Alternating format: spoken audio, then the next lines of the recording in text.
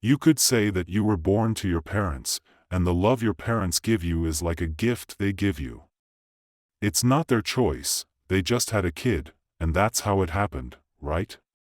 So you receive this gift, right? You feel like you want to give back. If you don't give back, you'll feel uneasy, and it's not something you can just ignore.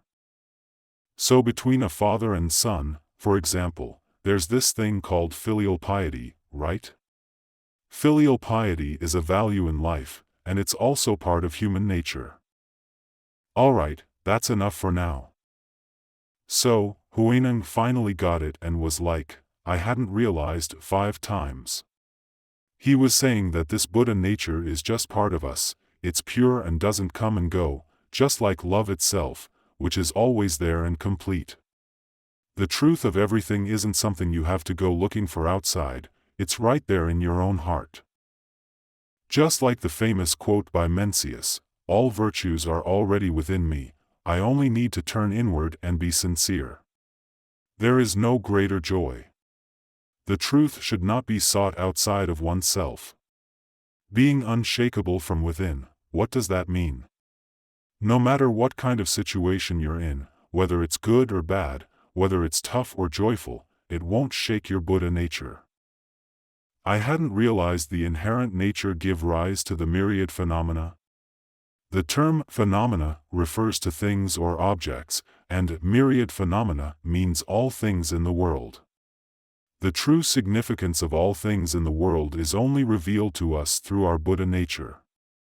This is what the phrase, how could the inherent nature give rise to the myriad phenomena, signifies. For example, there is a speaker hanging here. And over there is an air conditioner, right? These things exist outside of us, but their true significance as objects, such as being called a speaker or an air conditioner, is only revealed to our inherent nature. Without our inherent nature, do these things have meaning? They lose their meaning. That's the idea being conveyed here. Huineng's 5 rhetorical questions are significant. When Master Hongren heard Huineng raise the 5, I hadn't realized, he knew that Huineng had been enlightened. So he said to him, I have decided to pass on the robe and bowl to you. But once you receive this robe and bowl, your life will be in danger. You cannot stay here. You must leave tonight and head south. Thus Master Hongren spoke to Huineng, the next patriarch of Zen Buddhism. Your destination is between the 2 provinces of Guangdong and Guangxi. You will establish a place of practice there and should not leave that place. I have prepared a boat for you, there is a river called the Jojian near the Dongchan temple, and there is a ferry next to the post station. I have prepared a boat for you at the ferry, and you should cross the river tonight. Then the old and the new patriarchs conferred earnestly. As I mentioned earlier, now that you have acquired the Dharma, you should not begin to spread Buddha's teachings immediately. You should lay low for 15 years. It is not suitable to spread the Dharma at the moment, as conditions are not favorable. That night, Huineng grabbed the robe and bowl and took off. Before long, Master Hongren's disciples sensed that something was up with their master. They asked him, You feeling okay lately? Master Hongren replied, I'm good. He knew what they were really getting at, so he straight up told them, the robe's gone down south. Right away, they asked, Who took it? When he said, the capable one got it, it was like a sneaky joke, you know? Because Huineng's name means capable. Master Hongren was trying to wake them up, saying, Don't bother trying to get it back. If you can't handle the big job of spreading the Buddha's teachings, then you're not the capable one. But these guys didn't get it. So, they were dead set on getting the robe and bowl back, and a bunch of them went after Huineng. Huineng didn't know the area and wasn't in the best shape, so they caught up to him quick. One of Master Hongren's disciples, a former soldier named Huiming, was leading the pack. He was fast. Huineng couldn't shake them, so he put the robe and bowl on a big rock and hid in the grass. Then, Huiming caught up, and Huineng called out from the grass, "You can't budge this robe and bowl." He was trying to get through to him, to make him see that he couldn't handle the big responsibility of spreading the Buddha's teachings. But Huiming didn't get it, so he was dead set on moving it. The story goes that he couldn't do it, for some reason. Failing to move it, Huiming said to Huineng in the grass, "I didn't come for the robe, I came for the Dharma." That was deep. He meant that in the end, he was there for the Buddha's teachings. So, Huineng came out of the grass. If you want to hear what the Buddha had to say, just take a seat and clear your mind of all wayward thoughts. After a long silence, Huineng finally spoke up. He only uttered 2 statements, and those 2 statements made Huiming see the light. So, what did Huineng say to make Huiming get it? I'll write it down and see if we can figure it out. The first thing he said was, "Don't dwell on the good, don't dwell on the bad." When a Zen master attempts to enlighten someone, it requires a particular skill. What kind of skill is needed? It involves comprehending the individual who is inquiring about the Buddha's teachings. Since people are unique and distinct, it would be incorrect to respond to everyone who asks about the Buddha's teachings with the same words or questions, right? It is necessary to perceive what is on the person's mind and respond accordingly. This is referred to as opportunity in Zen teachings. If your words do not align with the opportunity, even uttering half a sentence would be excessive. Understanding and grasping the opportunity is crucial. And in a specific circumstance like this, what kind of circumstance is it? It's the conflict surrounding the robe and bowl, which is referred to as the moment. When you combine them, it is known as the opportunity and moment.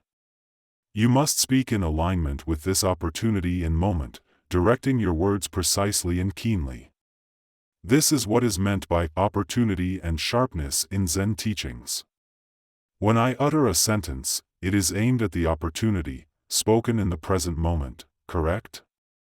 And it must possess a sharp and accurate quality, which is known as opportunity and sharpness. The initial statement he made was, "Don't dwell on the good, don't dwell on the bad." Why did he express this? It's because Huineng understood the essential quality of Huiming. What is Huiming's quality? He has a clear-cut view about what is good and bad, love and hate. Huineng knew that Huiming wasn't trying to reclaim the robe and bowl for himself. Huineng also knew Huiming was aware he himself wasn't qualified to wear the robe and bowl, but he just couldn't tolerate Huineng taking them and leaving. Why? Because you haven't even been ordained as yet? Master Hongren hasn't accepted you as a disciple. You haven't been ordained. Right now, in the Buddhist world, you're nothing more than a practitioner, just like Sun Wukong, the Monkey King, was a practitioner. What right do you have to take our master's robe and bowl and leave? This violates the most basic moral standards of the Buddhist world, and because of this, Huiming absolutely had to reclaim the robe and bowl.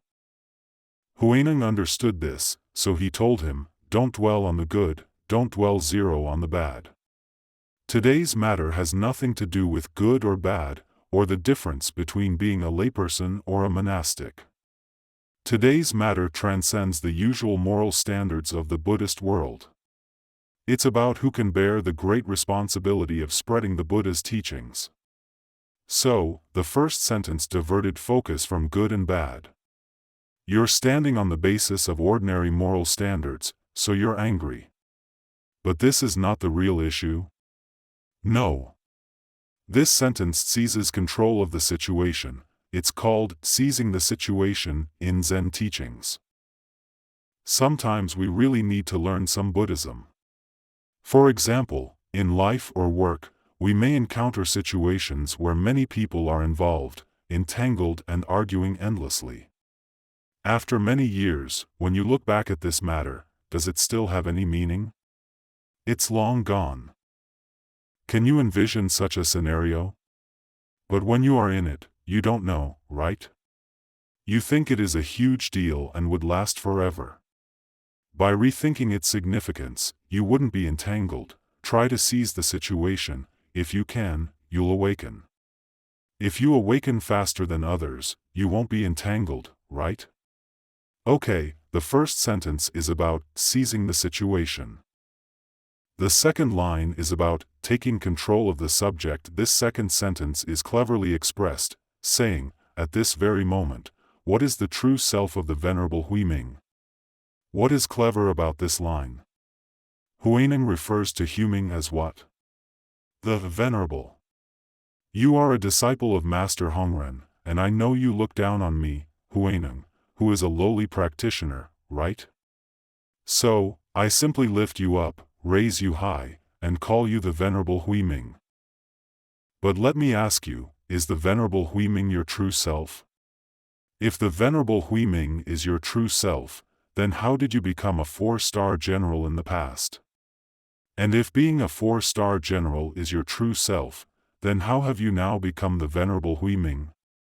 It can be seen that just as being a 4-star general is not your true self, the Venerable Huiming is also not your true self.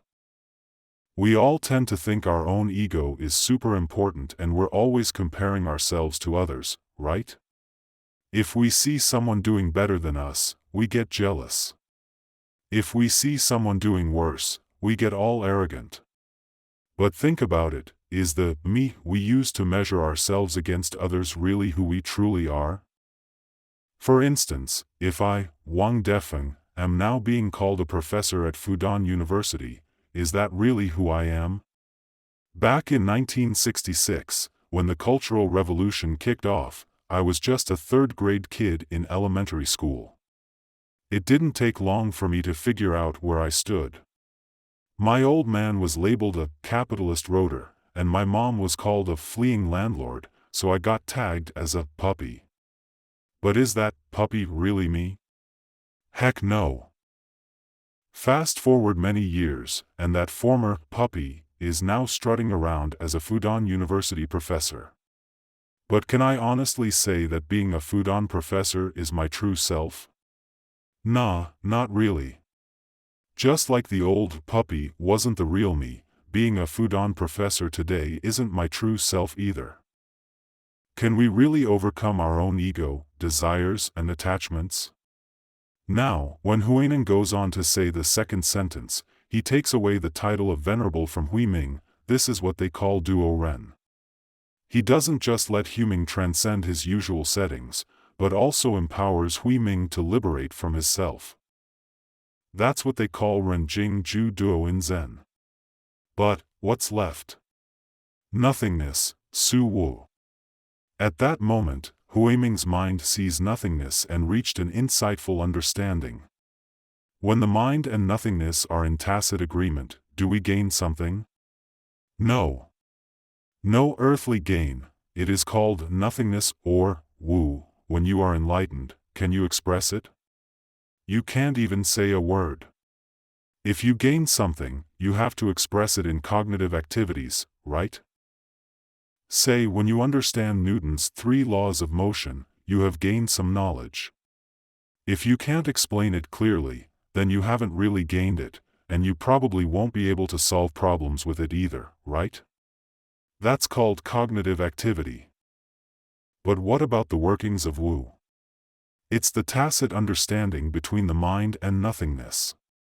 What does it mean to have a tacit understanding with nothingness? Does the original meat still exist? No, it doesn't. When you reach Wu, you are speechless. After Huiming reached Wu, he felt speechless. Then he said, as a person drinks water, he knows for himself whether it is cold or warm. That's well said. When you reach Wu, it's genuine enjoyment, but can you express this genuine enjoyment in words? It's impossible to express it in speech. So what is it then? As people drink water, they know for themselves whether it is cold or warm. This is what Zen Buddhism calls Wu. While other Buddhist sects have their own practices, this is Zen Buddhism. The different sects of Buddhism are actually not theories, but different methods of practice, different paths and methods of practice. If you study Vajrayana, then you are learning the methods of Vajrayana practice. If you study Pure Land Buddhism, then you are learning the methods of Pure Land Buddhism, which mainly involves reciting the name of Amitabha Buddha thousands of times every day. That is also an effective practice. So, if you practice Zen Buddhism, what are you practicing? You are practicing the Prajnaparamita teachings. Prajna refers to wisdom, and the highest wisdom is the wisdom of understanding nothingness, which is called the wisdom of Prajna. The practitioners of wisdom are in Zen Buddhism, so Zen Buddhism is about cultivating our minds. So, what is the goal? Wu. Wu is to see one's own Buddha nature, to realize Buddhahood through understanding one's own nature. This Wu is spontaneous, and it is called sudden Wu. Hey, so Master Shinshio is all about constantly working on yourself, and they call that Gradual Wu, right? But you know what, Gradual Wu just doesn't make sense. Your knowledge grows gradually, and that's what we call gradually increasing knowledge. Wu can't happen little by little, you either get it or you don't, right? How can you gradually reach Wu? It's not like accumulating something. It's about gaining the understanding of nothingness. Sudden Wu is definitely the way to go. It has been digested by the Chinese people. And once they did, it became part of everyday language, and even had political implications. Take the Cultural Revolution for example. There was this saying, "We must have a revolution erupt from the depths of our souls." When I heard that, I thought, oh, sudden Wu. That's what it's all about. Sudden Wu is when a revolution erupts from the depths of the soul. Hey, don't underestimate this saying, it's actually spot on. Of course, if you let a revolution erupt from the depths of your soul and get involved in class struggle, that's probably off track, right? But Wu is about the depths of the soul, not just the mind.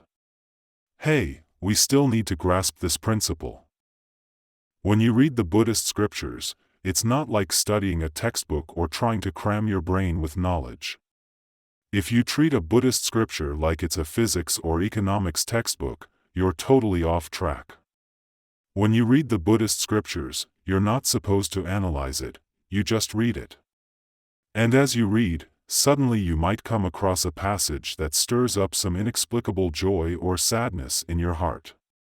That's like your emotions getting all deep and meaningful. It's about your heart, not just your brain.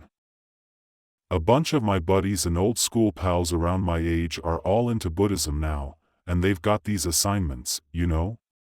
One of the things they have to do is recite the Buddhist scriptures.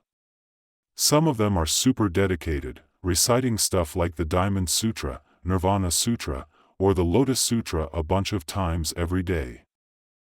I remember one time I asked this high school buddy of mine who'd been reciting the scriptures for years, "Hey, have you ever shed a tear while reciting the Buddhist scriptures?" And he goes, "Nah, never happened." So I told him, well, if you haven't shed a tear, you haven't really had that aha moment, you know? Or have you felt crazy happy, like the joy of the Dharma just filling you up? And he's like, nope, not really. So I told him straight up, dude, your recitation of the Buddha is like empty, you know? If you want to analyze and discuss it, that's for the scholars. What we need to do is not study Buddhism, but actually practice it, right? We reverse the phrase Buddhist studies. The matter of Buddhist studies is for scholars, it's for the scholars, right? Our business is to study Buddhism. What is studying Buddhism? It's not about increasing knowledge in the mind, but about the sublimation of our life's emotions, study in the realm of the heart. So we need to make it clear. When we talk about wisdom, we are not talking about knowledge. Being knowledgeable does not mean being wise. Therefore, when one is wise, What emotions arise in their life? It is a realm that reaches great heights. How elevated is it? It is characterized by immense compassion. One's attitude towards life differs from that of ordinary individuals. This becomes a personal disposition, which represents the path and domain of life's emotions. It is certainly not about accumulating knowledge. In the present day, we confront a society that is ailing in a time that seems disordered, don't we? Amidst numerous challenges, it is not the quantity of knowledge stored in our minds that is being challenged, but rather our attitude towards life. Therefore, I believe that discussing the Platform Sutra today holds great significance, or rather, it holds a fundamental importance. We continue to explore the wisdom of Zen Buddhism. I am a person who enjoys thought exercise. Let's assume that I now have the opportunity to visit the Nanhua Temple in Shaoguan, Guangdong, which was originally called Baolin Temple, to meet Master Huineng.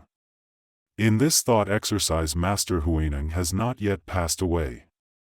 My purpose in visiting the Nanhua Temple is very clear. I want to demonstrate in front of Master Huineng whether I, Wang Defeng, have attained Wu, right?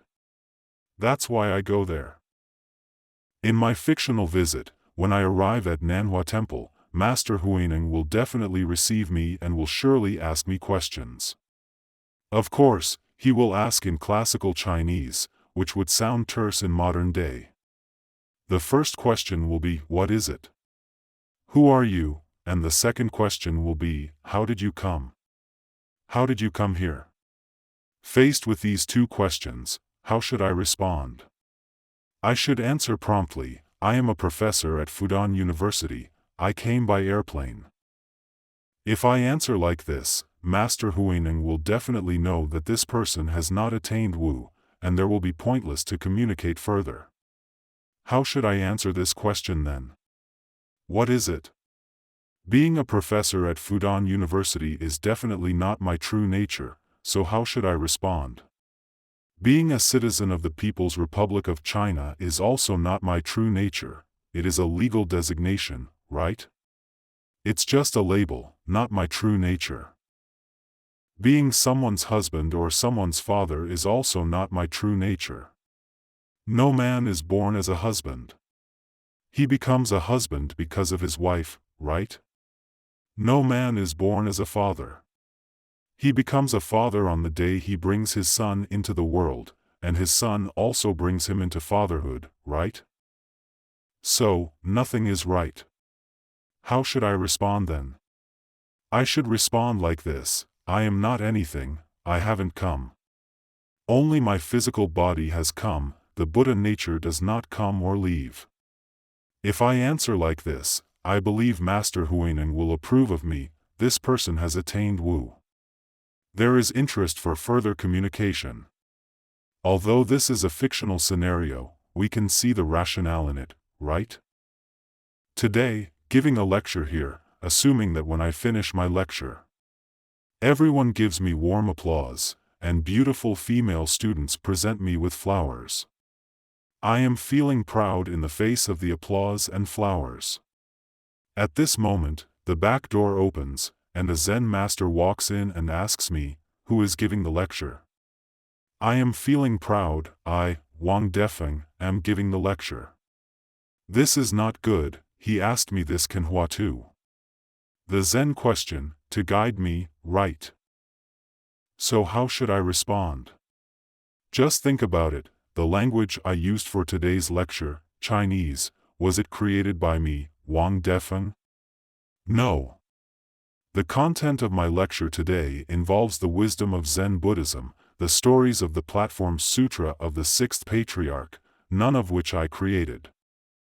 Have you become interested in the content of my lecture? Is the reason for your interest created by me? No. In short, all the conditions that make today's lecture successful actually do not come from me, so how should I respond? The Buddha nature is giving the lecture.